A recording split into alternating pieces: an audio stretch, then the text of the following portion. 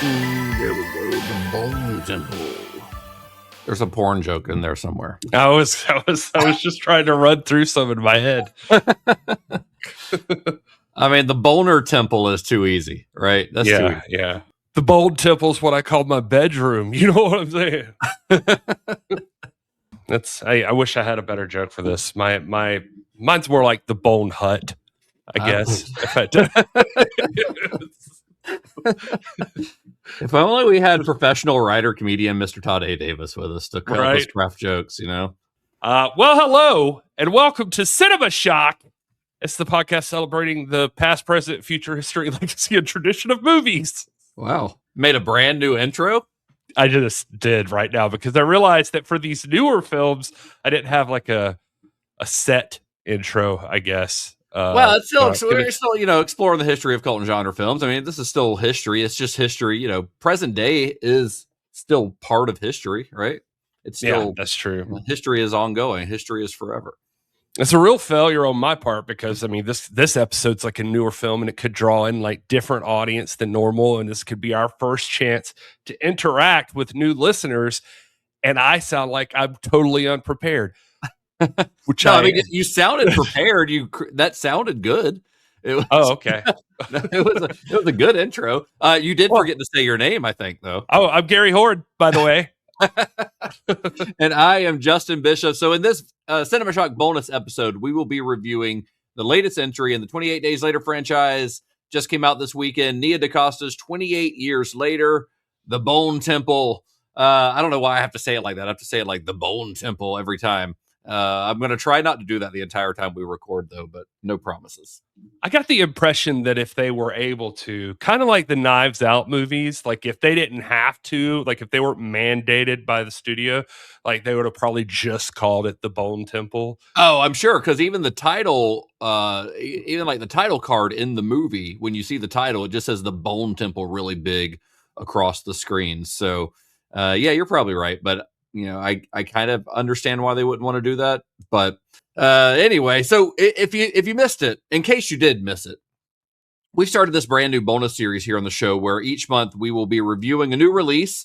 These episodes are going to be separate from our regular long form series, but it kind of gives us a chance to give y'all our opinions on new releases while they're still fresh in theaters. But what's even more fun about that is that these films are chosen by the members of CinemaShock Plus. So if you haven't joined yet, that's another incentive for you to join. Any member at any tier has voting power for these bonus episodes. And if you're listening to this episode on the weekend that it releases, today is January 18th, so the movie came out just 2 days ago. I'm going to try to have this up by the end of the day on January 18th. If you're listening to it today or within the next couple of days, there's going to be a new poll waiting for you right now at CinemaShock Plus that will allow you to help us choose our February new release. And that poll will be up for like a couple of weeks. So if you're a member, head over there, cast your vote. If you're not a member yet, you've got time to join and help us pick out what movie we'll be talking about for next month's bonus episode. So head over to cinemashock.net/plus to join for as little as $3 a month. I will say that CinemaShock Plus, you should check it out, though, because not only do you get to vote on things like that, everything that Justin mentioned. I mean, there's cool merch there. There's interactions on our Discord. There's a lot of fun stuff for CinemaShock Plus subscribers. So if you listen to this and you like what you hear and you want to go deeper into movies with us, then you should definitely join up. Yeah, this voting thing is just a kind of an extra little incentive that you get. There's all kinds of stuff that you get, all kinds of bonus material over there. So it's pretty fun.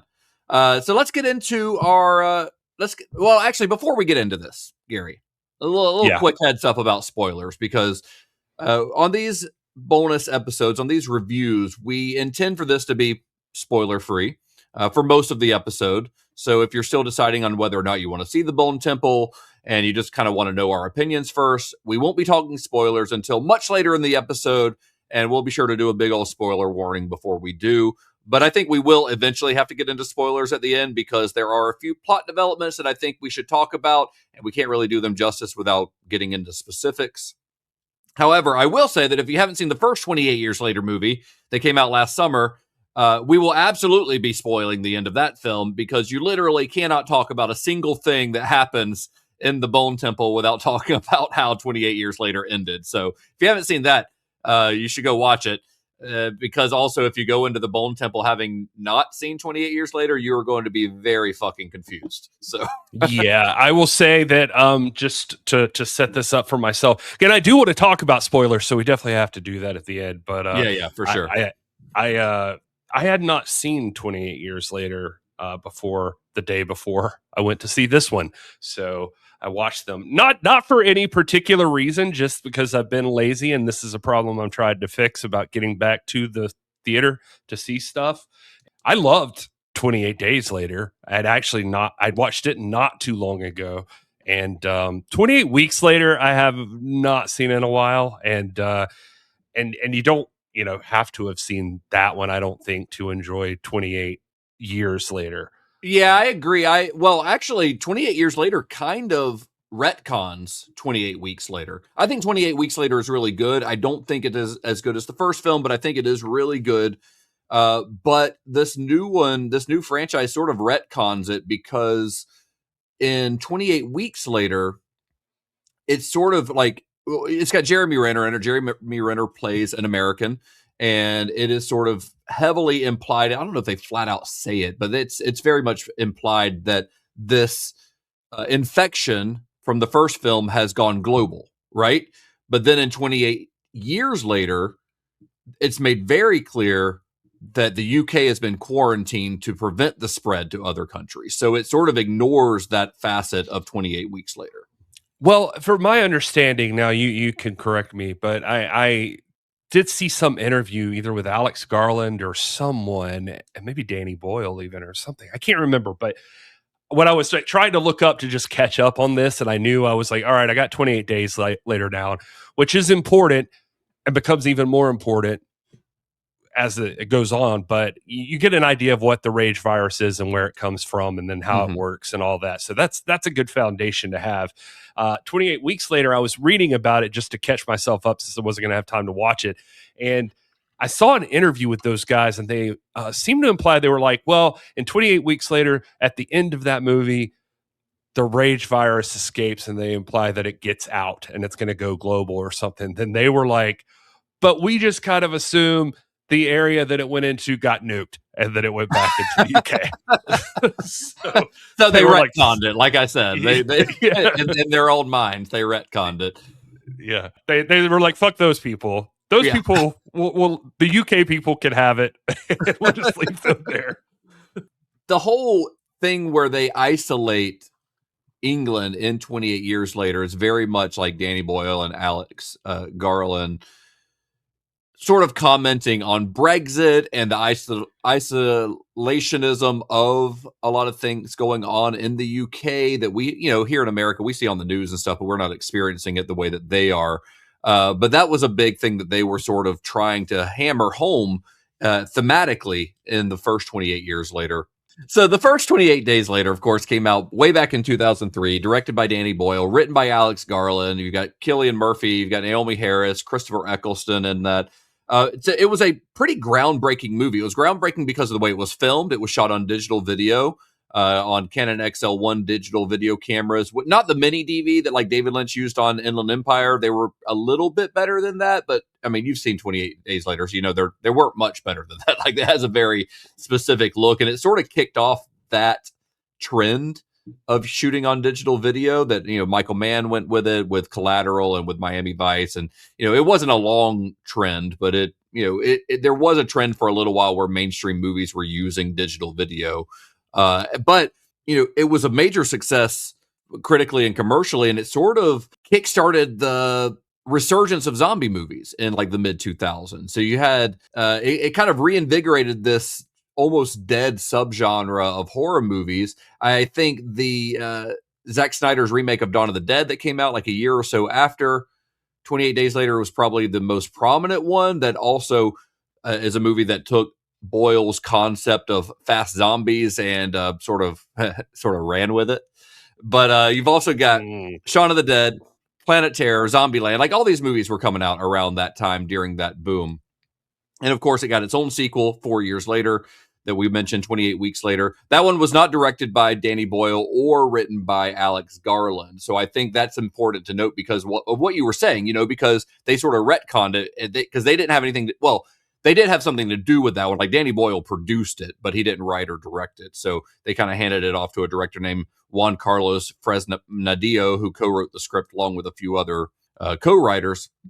And that one was also a commercial success. And not long after it was released, Fox started talking about the possibility of a third film. Kind of fell into development hell, apparently due to some issues with film rights, according to Alex Garland.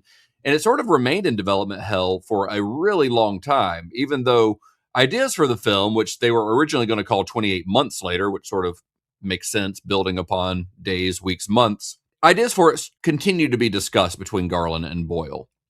But it didn't really go anywhere for a long, long time.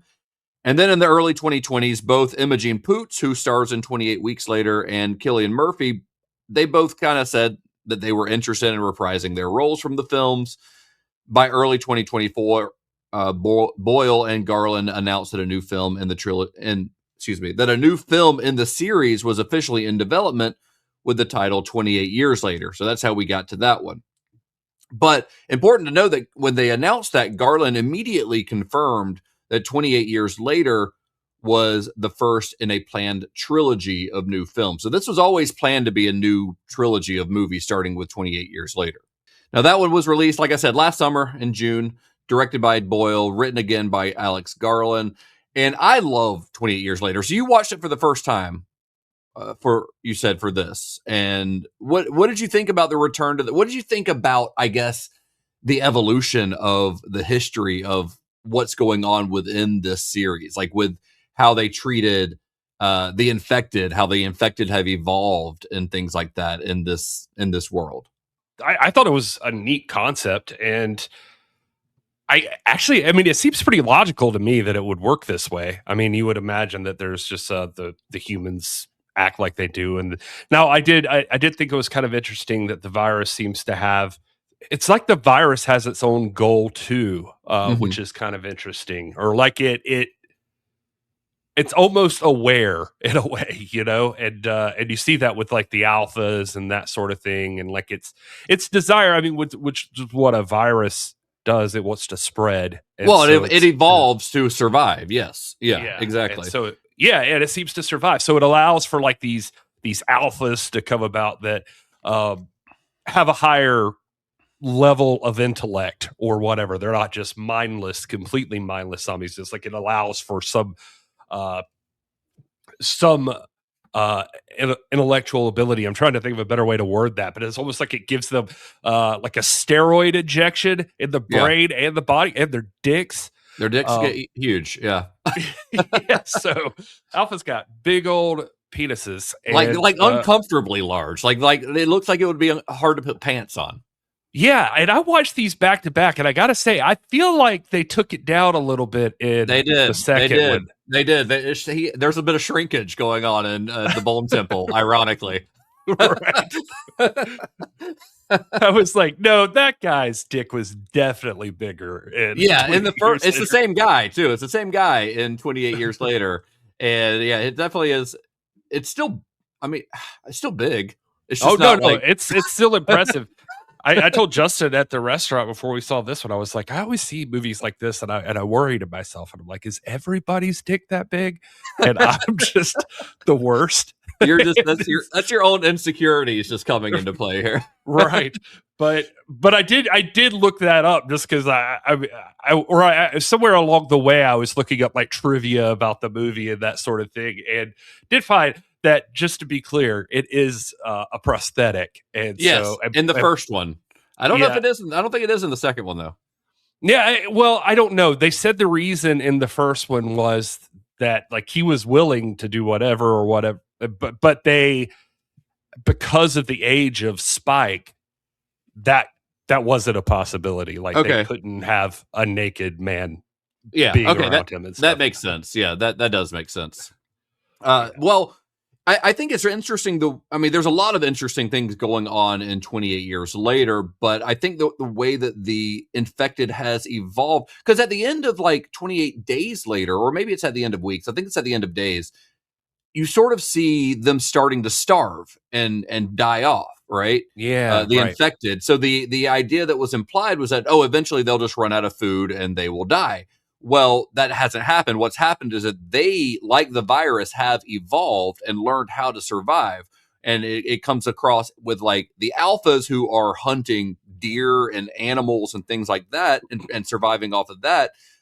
And also the low slows who are literally like living, they're called low slows because they just kind of crawl along the ground. They're fat and they're like, they don't have a lot of movement, but they crawl along the ground, and there's this gross like goop on them because they're just always touching the ground. But they're living off of like bugs and worms and things like that. So the infected have figured out a way to survive, despite not having as many humans around for them to eat, which I think was a really cool twist and a really cool continuation of the story that was established in the original series. But we've got, at the end of, well, a couple things to talk about in 28 years later that are going to matter in this new one is that you've got a major character in Kelson, which is this doctor that Spike and really Spike seeks out. His dad doesn't want him there, because the first one has a pretty interesting structure where like the first 30 or 45 minutes, maybe the first half, is really kind of like a zombie survival movie. It's like this dad and son, he's taking him out on his first hunt. It seems to be this ritual thing that these people have established over the years. And it is really kind of a zombie survival movie in the first half of the movie. And then it turns into this really heartfelt, almost like coming of age thing, where this boy is trying to take his dying mother to this doctor played by Ralph Fiennes, Dr. Kelson, to find some sort of cure for her.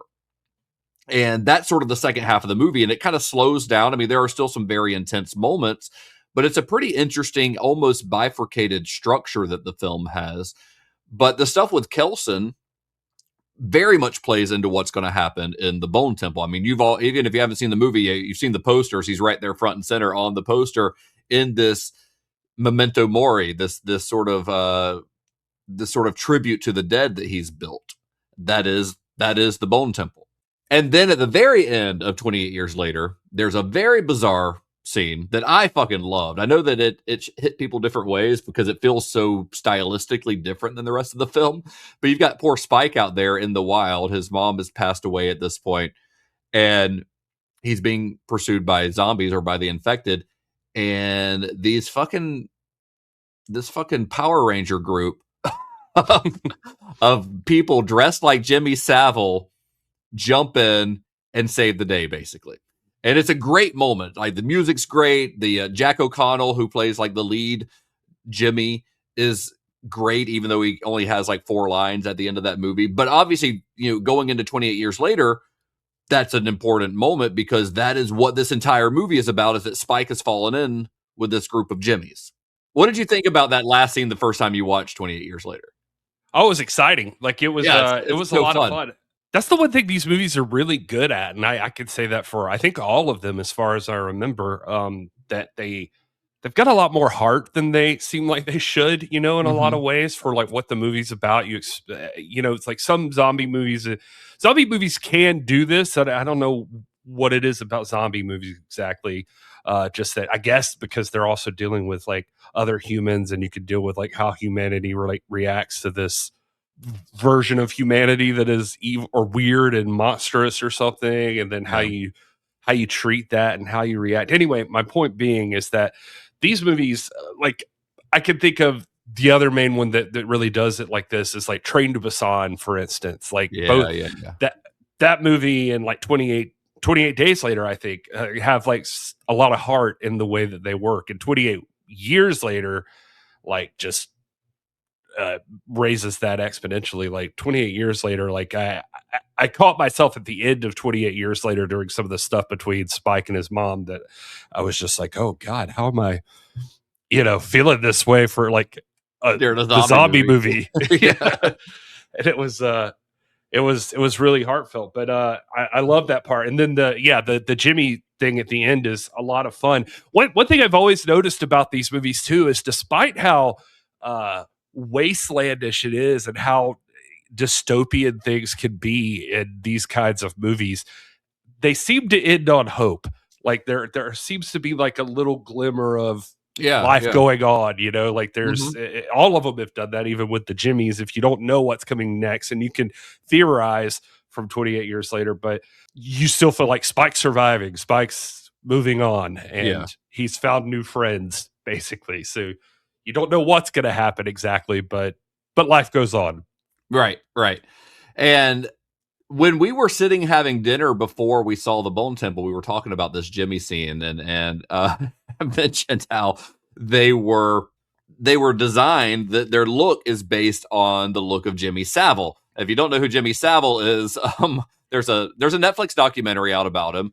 But Jimmy Savile was a sort of very beloved British personality, big philanthropist, and but just a beloved personality. And then he died in 2011, I think. And after he died, a lot of information came out that he had sexually abused literally, I think, hundreds of people. Like, he was a fucking monster, this guy.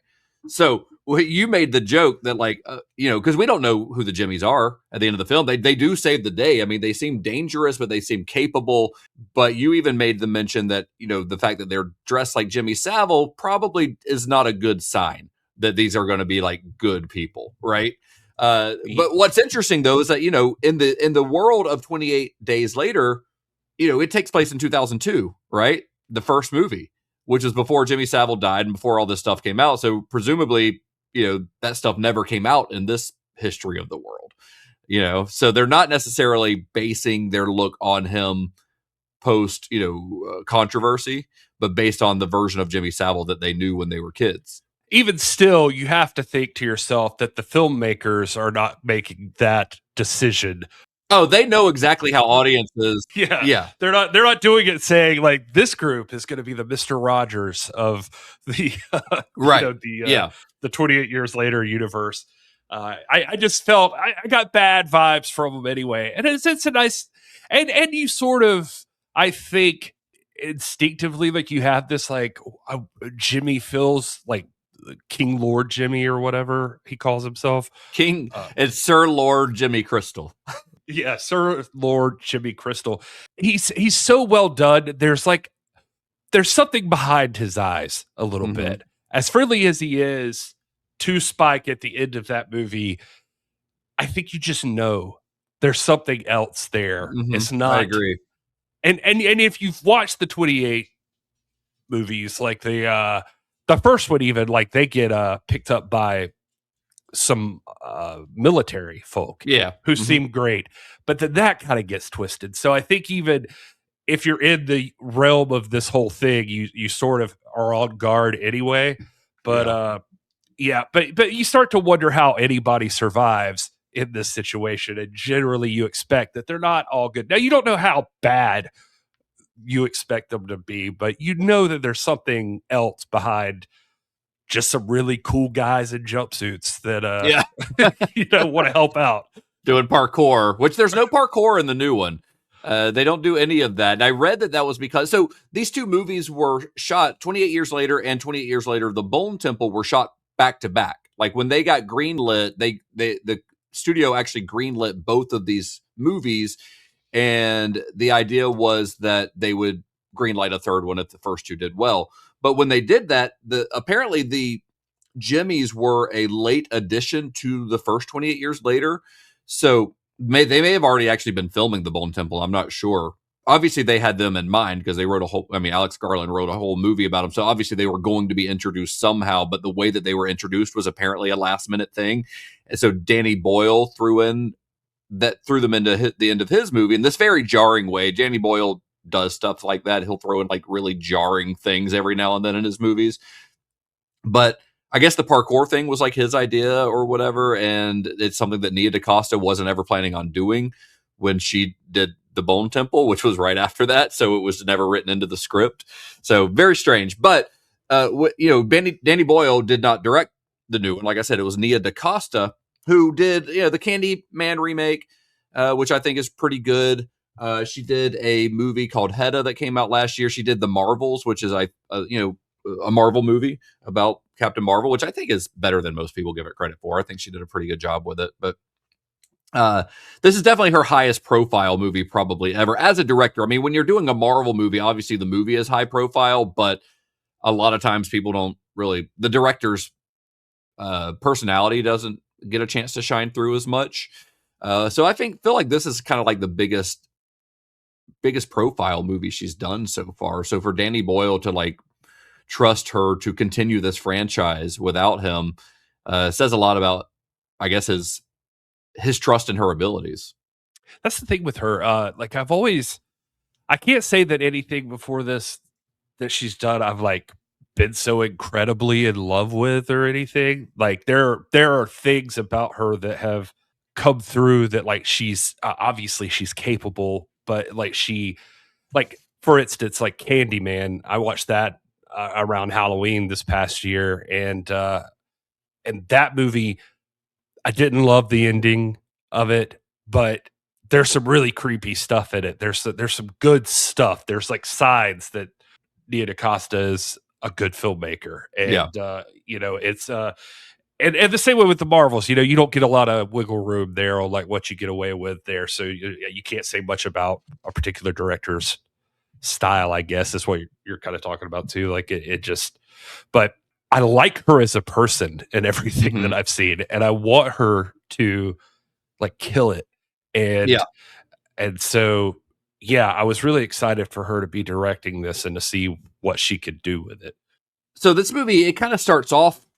This is not a spoiler, but it starts off with you immediately knowing that those jimmies are bad news. Because isn't the very first scene is like in the pool, the fight where they're like making Spike fight to the death, essentially. So that's what situation that Jack O'Connell's Jimmy, Sir Jimmy Crystal, has put this poor boy in. So he saved him at the end of the first movie. Then immediately you find out he's not really saving him. Like he's putting him in this situation where he literally has to like fight one of the other Jimmys to the death. Which respect, like it, I think you're not sure what's going to happen, like we talked about, and then you go into this movie and you think like, well, is there going to be like a slow tease that there's something sinister or something weird, and it's just like immediately you're thrown into like, nah, they're not like cool, like happy-go-lucky people.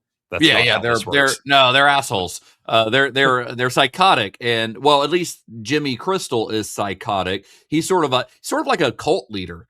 He's like created this little cult of Jimmys, and he's built this entire mythology around his cult, basically. And I don't know how far into like the details on that we want to get, because I feel like discovering it as we watched the movie was pretty fun to me.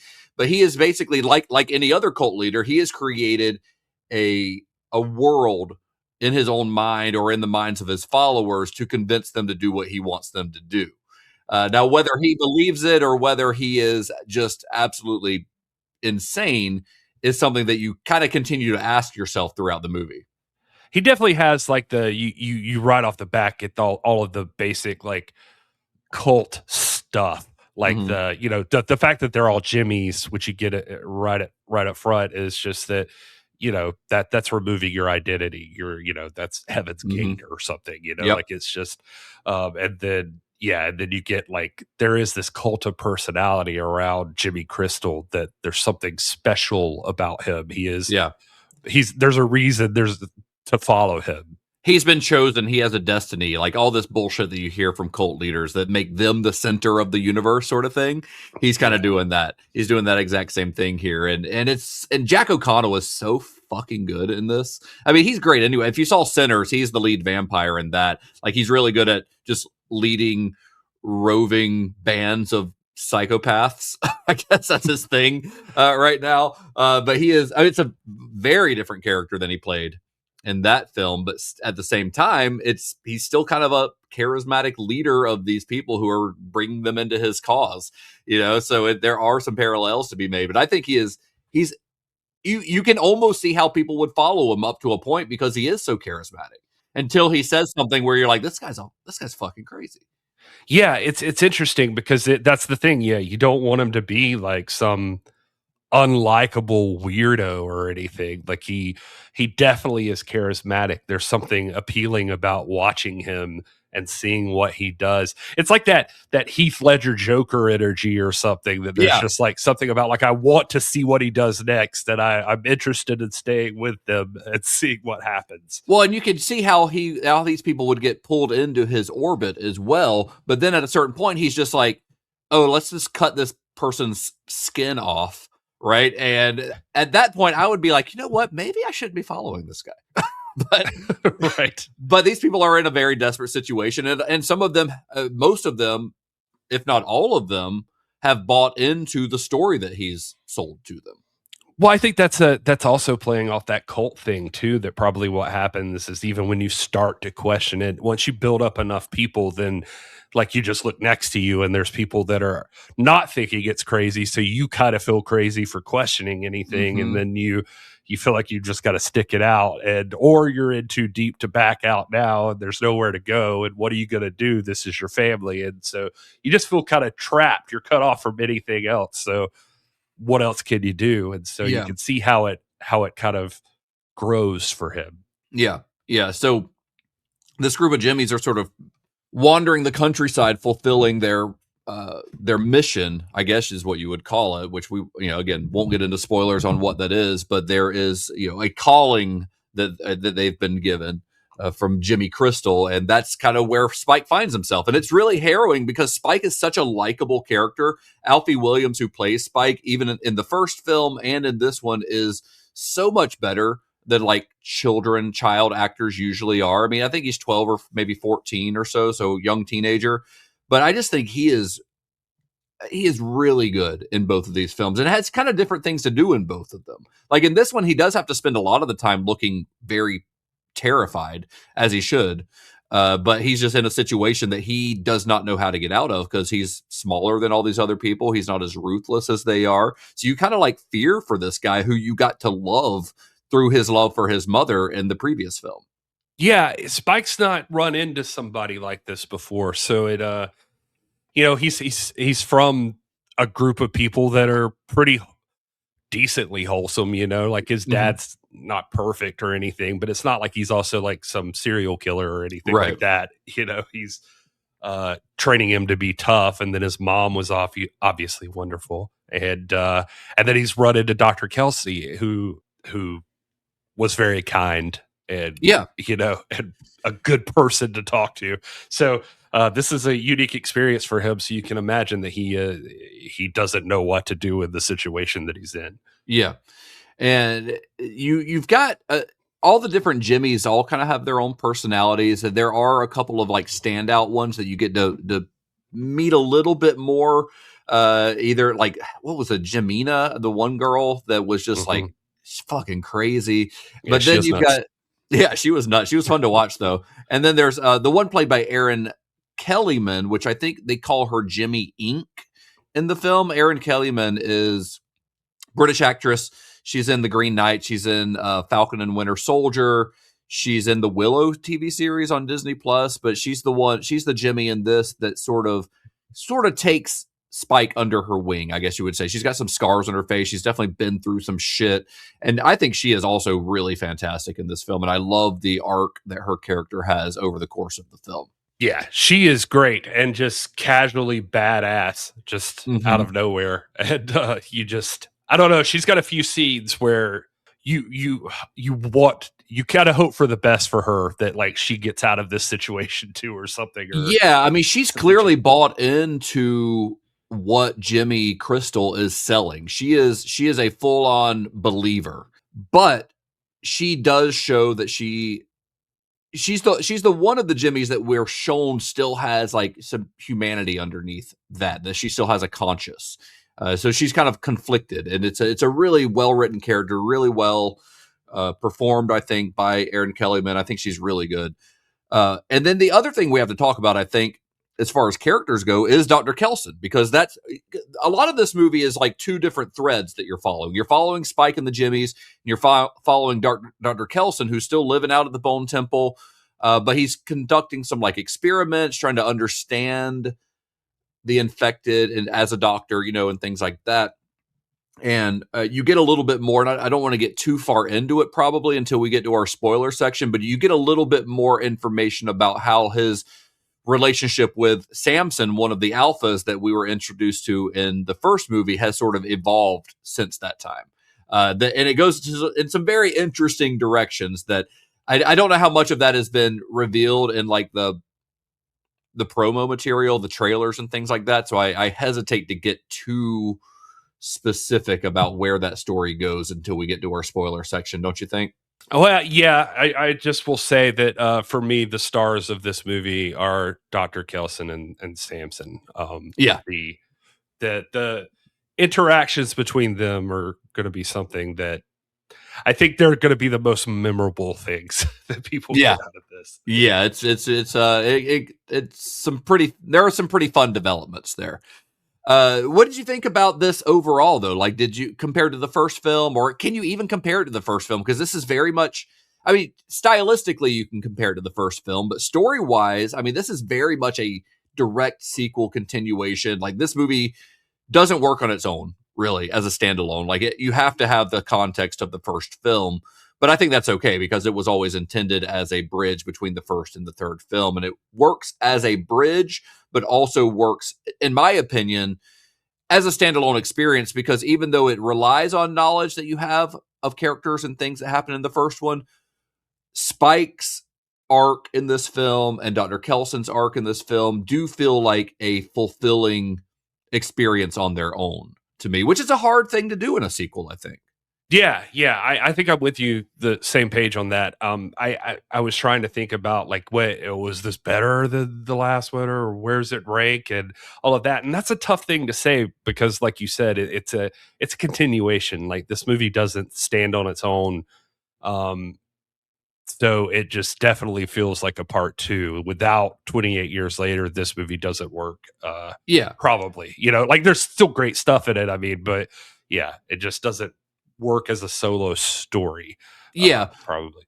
But what I think is neat about that is that it still has a beginning and ending and an arc for its main characters that kind of begin, where the first film left off, but there is like an ending to that arc of sorts by the end of the film. So while at one point, on one hand, it doesn't work on its own because you need to have seen the first film to know what the hell's going on at all, it doesn't feel like you're getting a half of a movie like some sequels can feel like, where it feels like you're not getting the whole story because it's made as a bridge. You still get a full on beginning, middle, and end to what's going on. To like Spike's arc has an end here. Now his story isn't over, but his arc continues, If they weren't making another one, it still ends in a way that you're like, then fine, this is the end of it.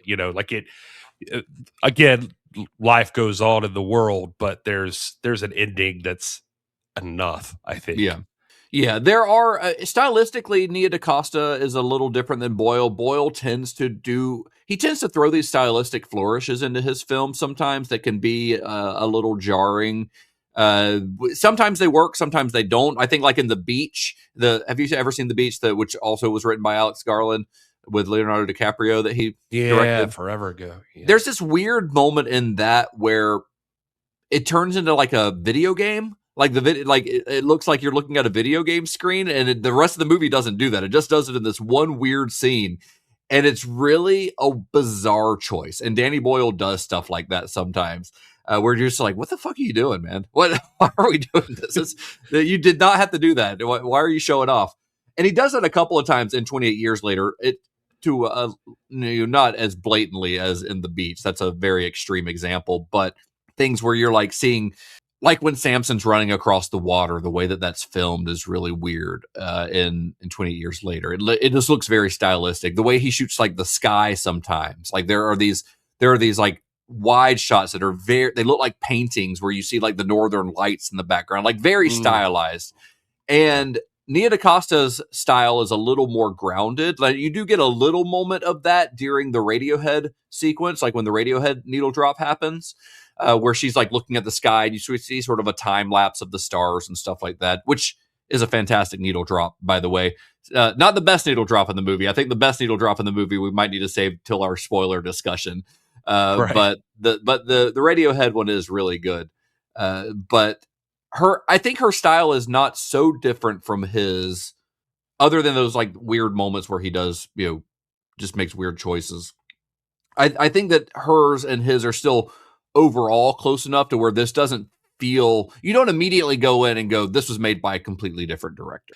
I don't think like a casual viewer would know that, honestly. Like, I mean, I see the stuff you're pointing out. So like people that would listen to this podcast probably could recognize it. But I think like when a zombie gets shot with an arrow in the first movie, and he had this rig, I'm sure you've seen the pictures of it online where, cause they've posted like behind the scenes picture where he had, this rig where it was like 80 iPhones strapped to like a guy. And they do this almost like bullet time thing where each iPhone was taking a photo in succession. So you get these shots in the first movie where like an arrow will hit somebody and the camera sort of zooms around them like it's bullet time in the Matrix, And Nia DaCosta doesn't do any of that. The closest thing she does is there's a couple of moments where Samson's running through the woods and the camera is clearly strapped to the actor's chest, but you don't get those weird, like everything stops and the camera rotates around a guy. She doesn't do that shit. But yeah. It's not so different to where it's like it feels weird and it feels like a completely different. It still feels part of the same world and the same franchise, Yeah, I will, to give Boyle some credit. I will say there. I feel like there was way more tension at points in the first one. Yeah. Especially involving the rage virus, the infected, but just in general, there's some good chases and just some like really, there's some moments where you're really scared for the protagonist in the movie. And this one, I don't feel like had as much of that. I mean, there's some stuff that makes you tense for sure, but like it just, I don't know. Danny Boyle does a really good job of like making you squirm a little bit. Well, this one, the tension, a lot of the tension in this one comes from other humans, like the interactions with other dangerous humans rather than with the infected themselves. You still get the infected in this, and they're still obviously very much a threat, but I feel like you get more of the tension. More of the tension in this one is sustained, whereas in the first one, it was more like these bursts of like really intense scenes where, they were running from the infected or hiding from them and things like that. Whereas this one, it's sort of a sustained tension where you're worried about Spike anytime he's with the Jimmies, which is most of the movie. Like you're just, instead of it being like a burst of like, oh, something crazy is happening and I'm scared for him right now, it's a lot of, I'm just scared for this kid constantly. So it's not like, there's not like highs and lows necessarily. It's just the sort of sustained, I'm always scared for this guy. I mean, there are highs in like the fight scene and the scene with the barn fire. I think it's a barn or whatever fire. And, that whole torture scene and things like that are obviously the tension is elevated, but overall I feel like everything with Spike is sort of, it never stops being tense. Yeah, you're definitely wondering like what's going to happen for this kid and how are you possibly going to get out of the situation you've got yourself in. And I will say there's a lot plot wise that gets covered in the Bone Temple that like changes the story a bit. So, it makes it essential in that way. Which I think we need to get into spoilers to talk about that stuff. But are you ready to get into spoilers yet? Or do you have anything else you want to add about this? Overall thoughts for people who are still on the fence about whether they should see it? That was almost like a segue that it was. Yeah. As if you planned it. Yeah. No, I think it's very good. And if you're into these movies, you're going to love it. I mean, you definitely, if you haven't been into these movies, you need to watch something before this. But I think if you enjoy 28 Years Later, you're going to love this too. It's incredibly fun. I'm a little disappointed right now that I was looking this morning and it's not doing as well as they had hoped. Really? Now. The theaters, like it came in under projections, and so still falling behind Avatar, which happens. But Well, it beat Avatar in I know in Friday's numbers, but I haven't seen the overall numbers I of think over the weekend it ended up coming in second place or something Gotcha. like that. But I mean, Avatar's a beast. It's kind of hard to beat that one. But luckily, they've already greenlit the third one. So originally, they planned this as a trilogy. They greenlit the first two, but then they were going to wait to see how the second one did before they would greenlight the third one.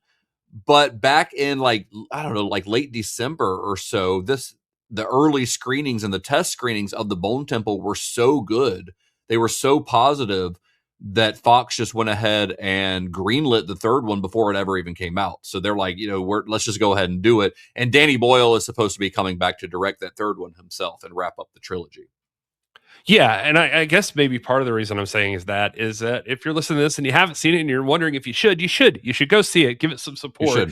I think it's not like it's failing. I see headlines about it like the Bone Temple crumbles and and stuff like that. People like their hyperbole. Yeah, I think they projected like 20 million for it over the weekend or something, and it hit 15 or something. I agree. I think you should go see it. I think it's a fantastic horror film. I think both of these 28 Years movies are really fantastic. I think that quality-wise, like for a middle movie in a franchise, like you can't do a whole lot better than this. Like this, if the third one is on the same level of quality as these first two and they wrap everything up in a satisfying way, it could go down as one of the great horror trilogies, in my opinion. Or great horror franchises, if you want to count the first two, because they're all really good, every one of them. Which, how many horror franchises can you say there are 4 movies and they're all really good, or if not great? Like, right. This is a pretty fucking great horror film. And to be released in January, the first month of the year, which is usually a dumping ground for movies, like this is. It's a movie that I will revisit again for years to come. It's sort of really more so than Candyman, I think, announces Nia DaCosta as somebody to really look for and to really get excited to see what they're doing next. 100%. And there's some fun surprises. And if there's any justice in the world, at least one scene that should go down in horror movie history is one of the greats. Like, just one of the great moments. Well, let's get into it because I want to know what moment you're talking about. So this is our spoiler warning. If you have not seen the Bone Temple and you don't want elements of the plot spoiled for you, just go ahead and turn this off right now. Go watch it. Maybe come back after you've watched it if you want to hear what else we have to say. But recommendations from both of us, pretty high recommendations from both of us on this one. I think this is a fucking great movie. 5 stars, honestly. It's fantastic. All right, Gary, you ready to get into spoilers? I'm ready. Let's do this. Well, first of all, I want to know what scene you're talking about. I think I know, but I want to know for sure. The part where Dr. Kelson chops off his own penis and runs around. It's so weird, but how are you ever going to forget that? How could you? Yeah, no, that's not what I mean. You know what I'm talking about. That was a fake Iron spoiler. Maiden. Yeah, it's Iron Maiden. Yes, the number of the beast. You're right. That is going to go down as like one of the great horror movie scenes, I think. If there is any justice in this world, that will go down as one of those scenes that when you watch those like greatest horror moments clip shows, that come on AMC and Shudder and stuff, that will be a moment that will be discussed because it is just iconic. It is absolutely iconic. Like Ralph Fiennes' performance, the song choice could not be more perfect. The way it's shot, everything about it is incredible. Yeah, I don't know what I expected when he and Jimmy make the deal that something needs to go down, and then he decides to just lean into it. But man, that whole performance, just Ralph Fiennes is so good. He's so good. Cool. He's in a fair world, Ralph Fiennes would probably get like an Oscar nomination for this. It's not going to happen because it's a January movie, and by the time Oscar nominations come out next, like freaking December or next January, they will have completely forgotten about it. But his performance, and not just for that scene, his performance as a whole in this movie is really wonderful and heartfelt, and has so many different facets to it. Whether it's like his relationship with Samson, or in the case of this scene, him just having no fear and just going all out on a performance. Yeah, I almost feel bad that I didn't talk about him a little bit more. For as much as we praised, Jack O'Connell, um, Ray Fiennes as Dr. Kelson is just, and 28 years later, and in the Bone Temple, just that character is so likable and memorable, and just so good. And I've always known that, like, I guess Ray Fiennes has been a good actor, a great actor. I just, I don't know. I mean, just here lately, just like we've talked about him before on the show, but then Yeah, just in this, I'm just like, there's something about him that's just, God dang, he's really, really good. I love that he's guy. really good. Yeah, I love him too. He's so likable and so charming, and in this franchise, he gets to just do so much. He gets to be kind of quirky and weird, but also very sincere. And like his relationship with Samson in this, which I guess we can talk about now. First of all, a really interesting development plot wise, because basically Dr. Kelson has come up with a cure. like Yeah. so a lot of the movie it's just him and Samson just vibing, just getting stoned on morphine and vibing and listening to Radiohead and like staring at the stars. It becomes like this little like buddy movie Right. for long stretches of time, which I think is really nice because this is a guy who has been by himself for 15 years is what we're told in the first movie. It's been 15 years at least that he's just been out there by himself, just living his life and trying to like do good on his own. And he's fucking lonely, like he is lonely. And so he makes himself a friend. He makes himself a like Frankenstein friend. It's like the old blind man in Frankenstein, who just needs a companion. His just happens to be a big dick giant zombie man. That's man, how much different would it have been if like Boris Karloff could have just had his dick swing it or something, Yeah, all right. Yeah, that's definitely my favorite part of the movie is the relationship between Samson and Dr. Kelson, and like, and I at first I didn't know how to feel about like, oh, this guy out in the woods is like finding the cure to this whole thing, but I kind of dig it. Like I kind of, although given the ending we're given, I don't know how that's going to progress or like where that goes, except if Samson is gonna be aware enough to carry that on or something. Well, that's the thing, and that's one of the things I wanted to ask you about with the ending. So the movie ends with, of course, if you're listening to this, we're in spoiler territory. But by the end of the film, Kelson is dead.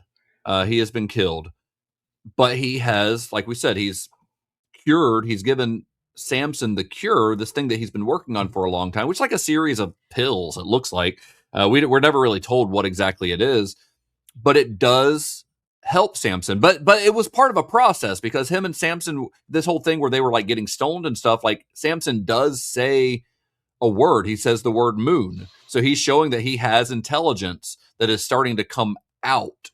It's somewhere deep inside of him. But by the end of the movie, like he's straight up, it seems to be back. Not, I don't know. We're not given enough time with him to know if he's completely back to himself, but he is speaking and he is intelligent.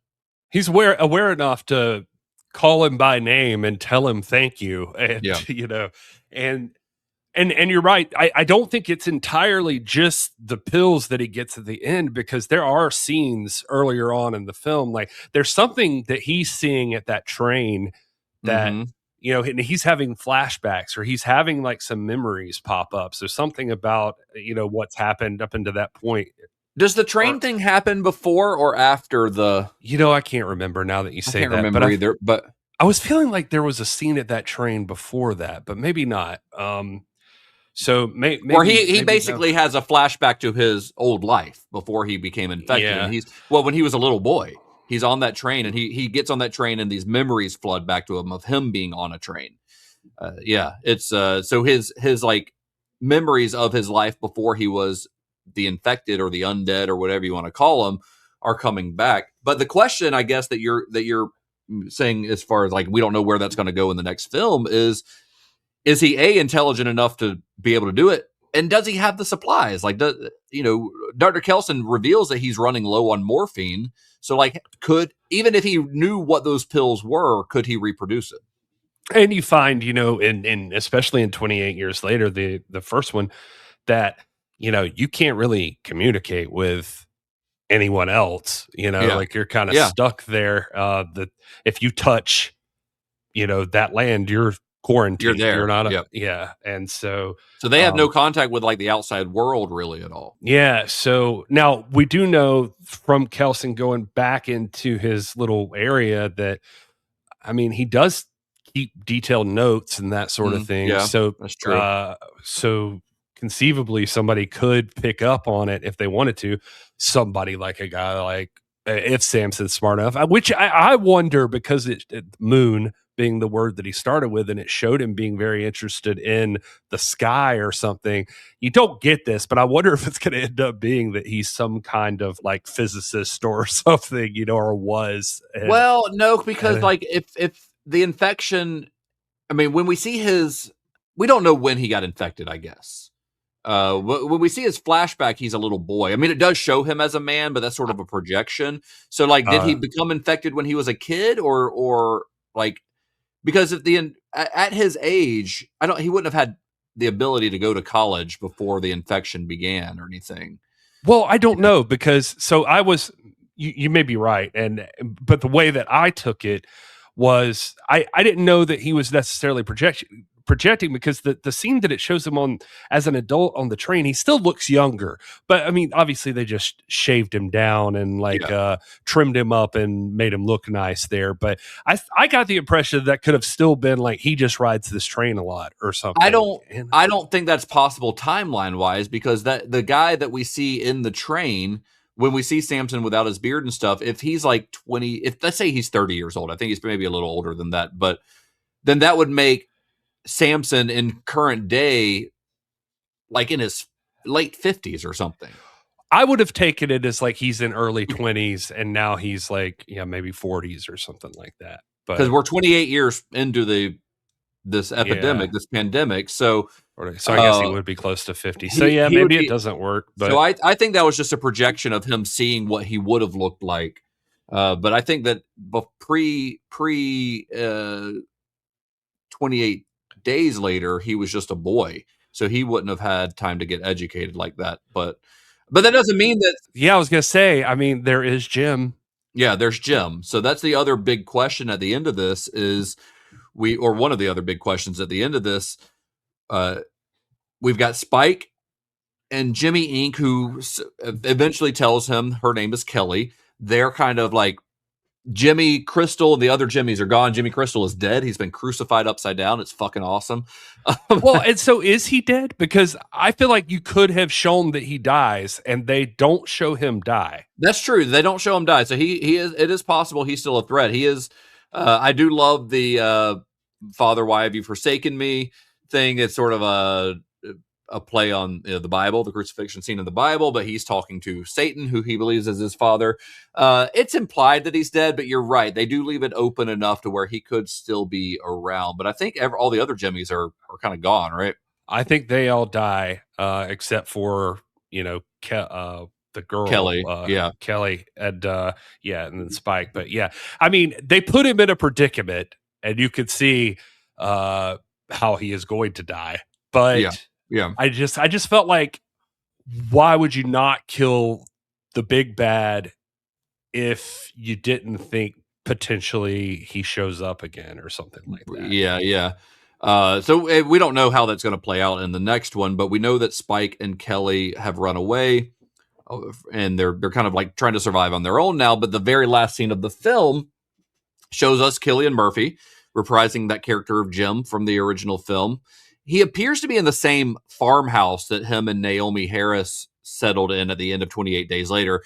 And the way that DaCosta shows us the farmhouse in this movie is almost the same angle and everything as those like helicopter shots at the end of the first film.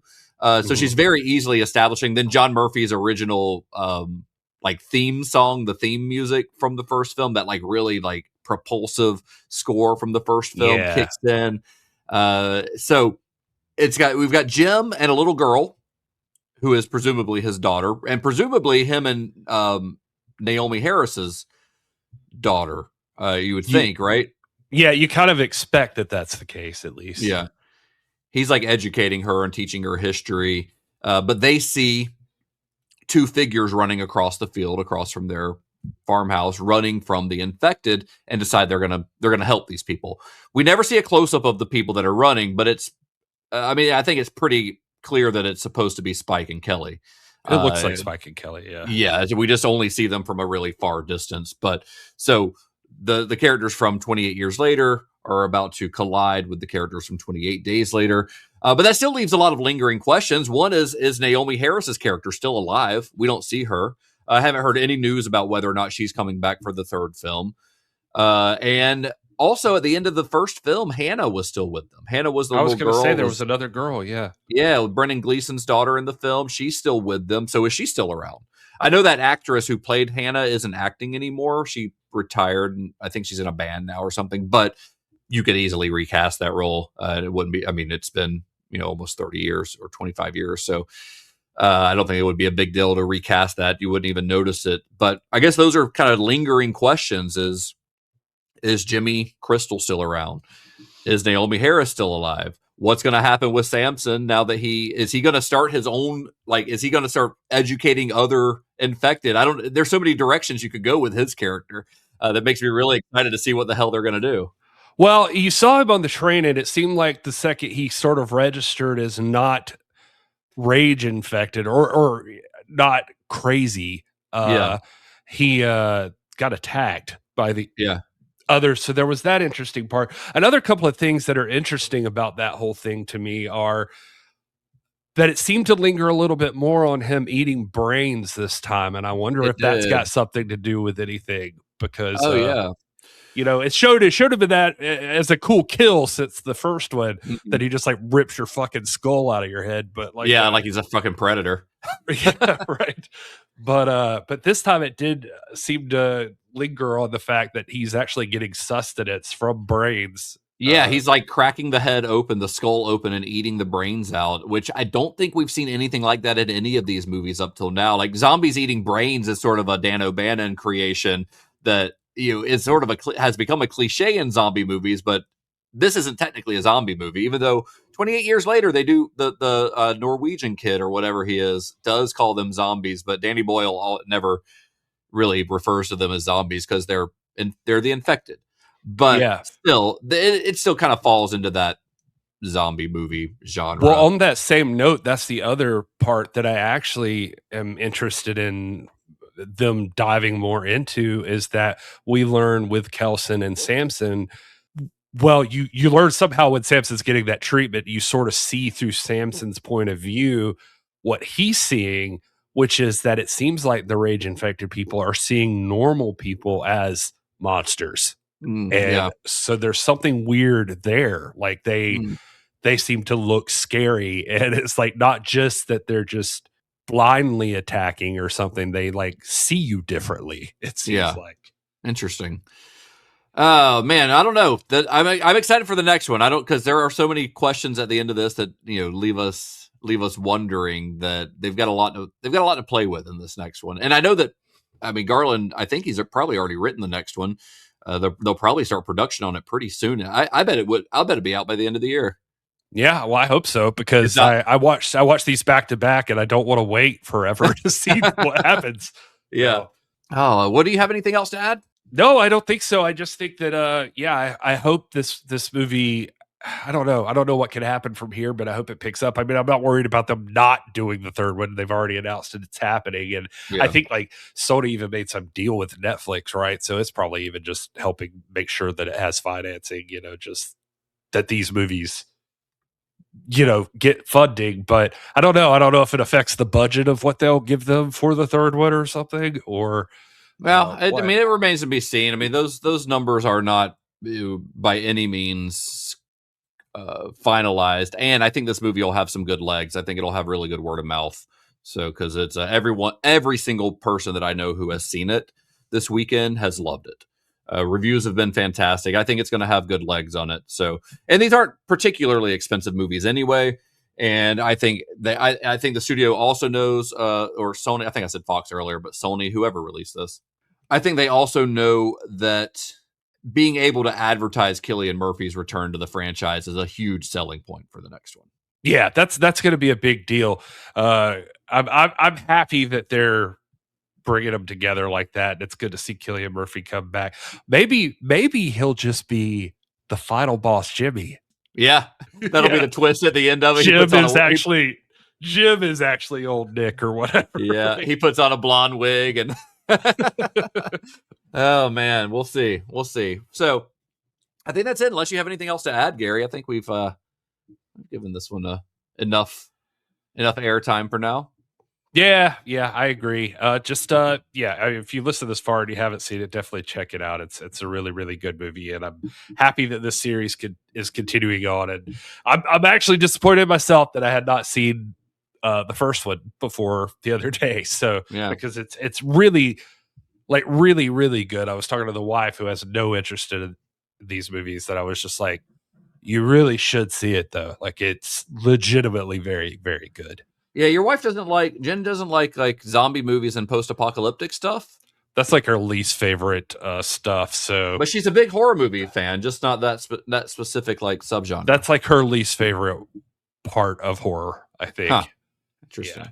So this movie just like really checks the boxes for her. Well, thank you guys for listening. Again, this movie was picked by CinemaShock Plus by our members over there. So Gary, you forced Gary not only to watch this one in theaters, but to go back and watch the first one. So thank you for that. I'm sure Gary thanks you for it, since he seemed to love them so much. Yeah. But we will be doing this again for February. So head to cinemashock.net/plus to vote on our February movie. I'll tell you some options we have here. I was going to say, you teased it. You got to deliver now. So we got some options for February. These are not all going to be on the list, so I'm just going to mention some. All right. We've got The Strangers Chapter 3. I never saw Chapter 1 or 2, had no interest. Same. So we've got The Strangers Chapter 3. We've got I Can Only Imagine Part 2. I don't think that one's going to make the final list. But it is being released. Why not? We have got a movie called Crime 101 that looks pretty cool. It's got Mark Ruffalo in it, Chris Hemsworth. Like, it looks like a really good little like crime thriller. Crime 101. We have got Wuthering Heights. We've got the new Wuthering Heights with Jacob Elordi and Margot Robbie, directed by what's her name, Emerald Fennell, who did Saltburn. I'm pretty excited about that one, honestly. I think it looks really great.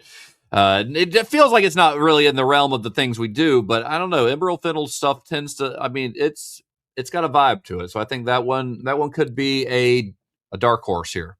Part of me just looks forward to social media. Like, if we could just get me and you sitting next to each other for just seated for the premiere of Wuthering Heights, that would be amazing. On IMAX or something. Yeah,